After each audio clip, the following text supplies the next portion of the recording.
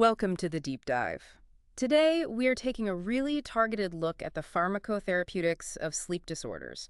This is absolutely crucial stuff for advanced practice providers. It really is, and it's not just about feeling rested, is it? I mean, the scope of poor sleep, it's practically a global economic crisis. Exactly. Those numbers are just huge. Yeah, I mean, you look at the RAND Corporation report, they estimated the annual economic loss for the U.S. alone, just from insufficient sleep, could be up to $411 billion. Wow. 411 billion. Billion, yeah. So that's why, proper targeted pharmacological intervention isn't just a nice to have, it's essential. That figure alone just shows we need to go way beyond, like, simple over-the-counter things. Absolutely. So our mission today is to take the advanced practice literature, the chapter specifically, and really distill the key pharmacology for the big three: insomnia, restless leg syndrome, or RLS-FAD, and narcolepsy. And the foundational principle, really the key thing you have to remember, is that drug therapy isn't right for everything. Conditions like primary snoring or obstructive sleep apnea. Pharmacologic therapy isn't appropriate there. You have to diagnose the specific disorder first. Right. First things first. Okay, let's unpack this then. Starting with insomnia, that's the most common one we see, right? By far. And when we treat insomnia, the goal isn't just getting the patient to sleep. It's more complex. It's dual, exactly. You need to improve both the sleep quality and quantity, and you've got to address the daytime impairment that the poor sleep is causing. Makes sense. So, the drugs. Traditionally, we start with the hypnotics. That's the main category, yes. And within that, you've got the older benzodiazepines, the BZDs, and then the newer benzodiazepine receptor agonists, or BZRAs. Understanding the difference is pretty critical. Okay, let's start with the BZDs. Still used, of course. We know they work by enhancing GABA effects in the CNS. But how does that lack of specific targeting, that receptor non-selectivity, lead to that classic morning hangover we always worry about? Well, it really comes down to their broad action. BZDs are synthetic sedative hypnotics. They boost GABA, which is inhibitory, slows things down. Right. But they act widely, hitting multiple GABA-E receptor subunits, alpha 1, 2, and 3. So while they give you the sleepiness you want, that's the alpha 1 effect, they also bring along unwanted effects like anxiolysis and muscle relaxation from the other subunits. And it's those effects, often combined with a pretty long half-life, that cause the rebound insomnia sometimes, and definitely that cognitive hangover the next day. So that non-specificity and the duration of action are the main clinical challenges. How do we actually pick the right BZD for a specific patient's complaint then? Is it just about half-life? Pretty much. You have to match the drug's half-life to the patient's specific problem. Yeah. So say someone struggles mainly with sleep maintenance. They fall asleep, okay, but keep waking up all night. Yeah. Then intermediate acting agents like temazepam or perhaps eftazolam are often a good choice. It's always this balancing act, right? Finding the duration you need without causing that residual sedation, that hangover. Okay. So if non-specificity is the big problem with BZDs, how did the BZRAs like eszopiclone, zolpidem, zaleplon, how did they try to fix that pharmacologically? They tackled it head-on with selectivity. That's the key difference. BZRAs are often called non-benzodiazepines because chemically they look different. Right, structurally different. Yeah, but they still act on the GABA system. The crucial part is they are selective for just the alpha-1 subunit. Ah, the sleepiness subunit. Exactly, the one that primarily governs sedation. So the intent was to induce sleepiness without those profound anti-anxiety or muscle relaxation effects you get with the broader BZDs. But even with that improved selectivity, these drugs carry some really unique and, frankly, quite serious risks.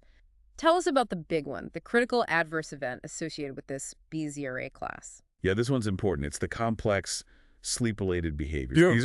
Yeah. They're genuinely concerning.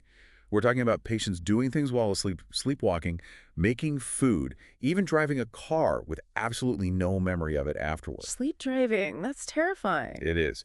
And it means providers have to be incredibly cautious with dosing. Take zolpidem, Ambien, for example. The FDA actually issued guidance back in 2013-2014, specifically requiring lower starting doses for women. Oh, right, I remember that. 5 milligrams for women. Exactly. 5 milligrams for females versus 10 milligrams for males. It's because of known pharmacokinetic differences, women tend to have higher drug levels the next morning, increasing the risk. And we should also mention eszopiclone, Lunesta. Even at its max dose, the impairment lasts a long time. That's a really important point. The maximum 3 milligram dose of eszopiclone, it's associated with measurable performance impairment for over 11 hours. 11 hours. Yeah, so it really highlights why you, as the practitioner, have to be aware of these carryover effects, even with the supposedly more targeted BZRA class. Okay, so moving beyond the GABA system entirely, let's look at the newer classes. These target wakefulness, which is a different approach. Tell us about the Orexin Receptor Antagonists, suvorexant, lemorexant. Yeah, this is a really fascinating shift in strategy. Instead of sort of forcing sedation via GABA, Right. you're inhibiting wakefulness. The orexin system, sometimes called the hypocretin system, its natural job is to promote wakefulness. Yeah. So these drugs, the DORAs, dual orexin receptor antagonists, Whereas, got it. they work by blocking that wakefulness signal. And by doing that, they help facilitate the natural onset and maintenance of sleep. It's a more subtle approach, perhaps. But that specific action, blocking wakefulness, creates a very clear contraindication, doesn't it? Absolutely. Direct consequence. Because they inhibit the system that keeps you awake, they are strictly contraindicated in patients diagnosed with narcolepsy. Which is defined by excessive daytime sleepiness. Makes perfect sense. Exactly. You wouldn't want to inhibit wakefulness further in those patients. Okay, and then finally, in the insomnia space, there's Ramlty and Rosarum. Given how many drugs target GABA, what's the advantage of moving completely outside that system, like Ramltian does? Well, remeltein works differently. It stimulates the MP1 and MT2 melatonin receptors located in the suprachiasmatic nucleus of the brain. The body's clock. Basically, yeah. It mimics the natural signal of darkness, which helps shorten the time it takes to fall asleep, what we call sleep onset latency. The big advantage, it does this without messing with GABA or dopamine or serotonin, so it offers a potentially different, maybe cleaner safety profile for some patients. Interesting. Any key clinical pearls for Ramltian? Yes, one very important one. The standard 8 milligram dose must be avoided with high-fat meals. Ah, food interaction. Big time. A high-fat meal can dramatically increase the drug's exposure, the AUC, and significantly raise the risk of side effects. So take it on an empty stomach. Good to know. Okay, so let's try to summarize the overall treatment strategy for insomnia. You're the advanced practitioner. You have this menu of options, BZDs, BZRAs, DORAs, Ramltian. How do you choose? Right. So the clinical algorithm, like you see in Figure 41.1 in the text, generally points to first-line therapy involving matching an agent from the BZD, BZRA, or Ramltian classes to the specific sleep defect. Yeah. Is it trouble falling asleep or trouble staying asleep? Matching the drug profile to the patient's problem. Precisely. And something else really important to remember, especially for certain patient populations, doxylamine succinate, which is just an antihistamine, right? It's actually the only agent that's approved for unrestricted use to manage sleep issues during pregnancy. That's a critical point for practice. Okay, and what if those first-line agents don't work or aren't appropriate? Then you move to second-line options. Often this involves looking at certain sedating antidepressants like trazodone or mirtazapine. These can be particularly helpful if the patient also has comorbid depression or anxiety, tackling both issues at once. Got it. Okay, let's shift gears now. Restless Leg Syndrome, or RLS-WELA-AID. This is that intense, almost creepy, crawly urge to move the legs, right? Usually worse in the evening or at night. And temporarily relieved by activity like walking around. That's the classic picture, yes. As described in box 41.6. So pathologically, what are we trying to treat here? What's the root cause? Well, the pathophysiology seems linked to a couple of things. Low iron levels or problems with iron transport within the central nervous system, and also underlying dopaminergic abnormalities. So the goal with drug therapy is purely symptom management. There's no cure. Right. And importantly, you first have to decide if the patient actually needs daily treatment.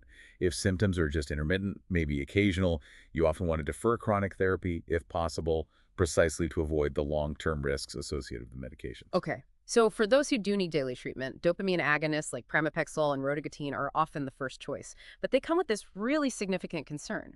Augmentation.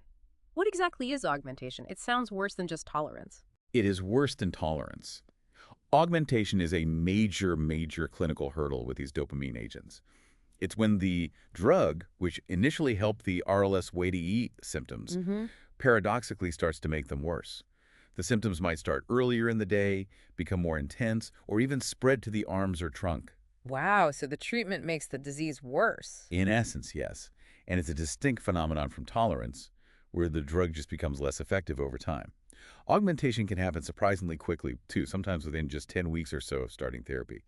So you have to be really cautious about long-term use. Okay, so to sidestep that risk, providers might look towards anticonvulsants instead. But there's a specific nuance here with gabapentin, right? Standard gabapentin versus the approved agent. Yes, that's key. The specifically approved agent for RLS weak beta is gabapentin enacarbil, brand name Horizon, usually dosed at 600 milligrams once daily, typically in the evening. And how is that different from regular gabapentin? The difference is the formulation. Gabapentin enacarbil is a prodrug. It's designed to be absorbed differently and provide a sustained release, prolonged drug profile over time. Ah, so it covers the whole night better. Exactly. That's essential for controlling those nighttime RLS-WED symptoms. Standard immediate-release gabapentin just can't reliably provide that sustained coverage, which is why using it for RLS-WED is considered off-label. Makes sense. And we absolutely cannot forget the iron connection here. Oh, definitely not. Yeah. Iron replacement is vital if indicated. You need to check morning ferritin and iron levels, specifically transferrin saturation. If transferrin saturation is low, the text mentions a cutoff. But generally, if iron stores are low and saturation is less than, say, 45% or even 20% depending on guidelines, replacement is often needed. And how is that done? Typically, ferrous sulfate 325 milligrams, which provides 65 milligrams of elemental iron taken twice daily. And crucially, you pair it with vitamin C, maybe 100 milligrams twice daily, to enhance absorption. Monitor those iron levels. Okay. Before we leave RLS-WED, we really need to pause and emphasize the geriatric consideration. These sedative drugs are so often misused in older adults. Absolutely critical point. This is a non-negotiable clinical pearl for any advanced practitioner. The Beers criteria, which guides safe prescribing in older adults, strongly advises avoiding first-generation antihistamines like diphenhydramine and also certain benzodiazepines, particularly short and intermediate-acting ones, in this population. Why the strong warning? Because the risk of adverse effects is significantly higher. We're talking increased risk of delirium, cognitive decline, confusion, and very importantly, falls, which can be devastating for older adults. So extreme caution is mandatory with any hypnotic or sedating agent in this age group. Duly noted. Okay, finally, let's tackle narcolepsy. This is characterized by that tetrad: excessive daytime sleepiness, EDS, cataplexy, hallucinations, sleep paralysis. Right. The primary goal here is careful titration of medication to achieve the optimal level of stimulation, allowing the person to function as normally as possible during the day. And the first-line agents are often the wake-promoting ones. Yes, typically modafinil and its enantiomer, are modafinil. Their exact mechanism isn't fully understood, surprisingly. Really? Yeah, it's thought they might attenuate the central alpha-1 adrenergic system, perhaps influence dopamine signaling, but it's complex. Clinically, though, they work, and they have the advantage of a long half-life, around 15 hours, which helps provide coverage throughout the day. Okay.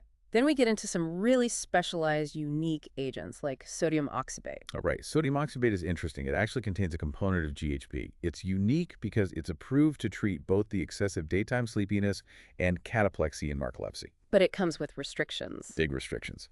Because of its potential for abuse, it's a Schedule III controlled substance. Prescribing and dispensing it requires participation in a strict risk evaluation and mitigation strategy program, a REM-S program. So there are significant hurdles to its use. Okay. Now let's talk about what feels like a potential game changer. Pitolisant. It's a histamine H3 antagonist inverse agonist.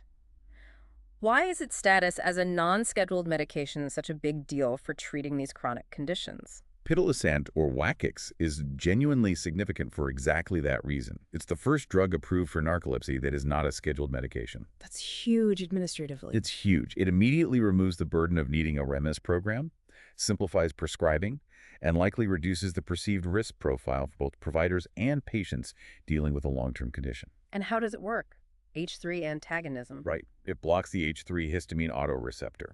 By blocking this receptor, which normally inhibits histamine release, pitolisant effectively increases the release of histamine in the brain. And histamine is a key wake-promoting neurotransmitter.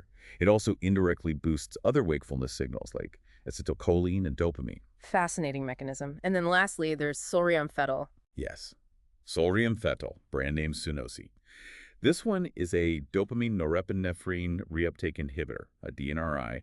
It's indicated specifically for excessive daytime sleepiness in narcolepsy and also obstructive sleep apnea. Is it scheduled? It is scheduled at Schedule 4, but importantly, it does not require a REMS program. Another plus is that it undergoes minimal metabolism. It's mostly excreted unchanged in the urine, which can simplify things regarding drug interactions. Okay, wow. That really gives us a clear roadmap through the pharmacology of these three very distinct, very complex sleep disorders. Yeah, and if we try to synthesize it down, insomnia treatment really revolves around targeting either the inhibitory GABA system or modulating the stimulatory orexin or melatonin systems. Right. RLS-WED focuses on addressing underlying dopaminergic issues and absolutely requires careful attention to iron status and the risk of augmentation. And then narcolepsy relies heavily on various wake-promoting agents, with, as we discussed, a really interesting trend towards newer, non-scheduled agents targeting specific receptors like histamine H3. The essential takeaway for advanced practice, though, across all of these is individualizing therapy based on the patient's specific symptoms, sleep onset versus maintenance, presence of cataplexy, and their comorbidities. That personalization is so key, isn't it? Especially when you weigh the potential side effects. Which brings us to a final thought for you, the listener.